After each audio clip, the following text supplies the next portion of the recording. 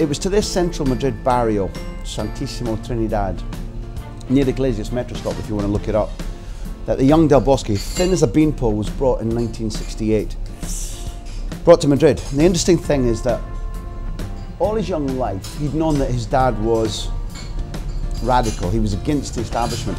But it was only when Del Bosque was about 11 that he found out that his dad had been so radical, so socialist, arguing only for food at a decent price, proper education, the right not to be bullied at work, the right to live in a democracy, that he'd been put in a concentration camp. Spain had concentration camps because for many, many years, from the end of the Civil War onwards, Franco, a disgusting man, was a dictator.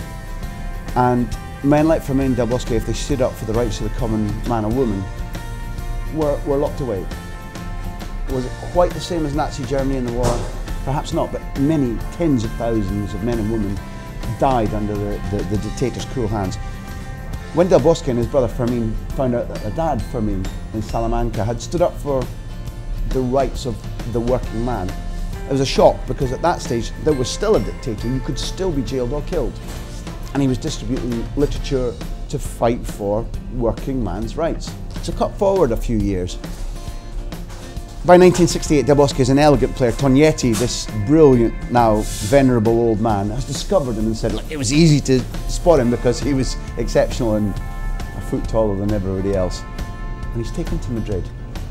So, Madrid is run by Don Santiago Bernabeu, a brilliant football man, an exceptional president, the man who effectively made Madrid great. Leave aside Di Stefano, forget Zidane and currently Ronaldo. Without Bernabeu, after whom the new stadium is named, not Chamartín, Madrid don't pick themselves up from the ruins of the Civil War. They don't pick themselves up from a state where, when Del Bosque was young, Atletico and Barcelona ruled the roost completely. But Bernabeu fought for the fascists in the Civil War. Bernabeu, Santiago Bernabeu, believed in and fought for Franco. Everything that Fermín Del Bosque opposed, in every way, with every breath of his body, all his life.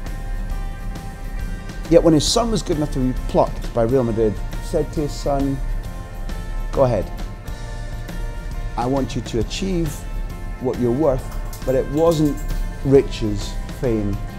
Fermín Del Bosque said, live and let live. I'll allow you to go and play for this man, his club. I think that was an extraordinary act. I genuinely mean that Fermín Del Bosque, dead now, was an extraordinary human being. 1968, the year of the revolutions, the Czechs rise up, Russia puts them down. Paris, the students riot, famous. In America, people are mobilizing against Vietnam. It's a fervent time, but in Madrid, it's status quo, because the dictator is still there. Little did they know they were signing a player who would go on and be fantastic for Real Madrid. Davy Provan and Billy McNeil told me, one of the all-time great midfielders. You won't know that, most of you. I saw him play on television. I didn't realise until I did the book, this was a great footballer. Little did Madrid know that they won the jackpot, because he would be the next but one to bring them back the European Cup, that when he signed as a player was commonplace. Every second Wednesday they won the European Cup. By the time that Heynckes won it in Amsterdam in 1998, it was the first time since the 60s.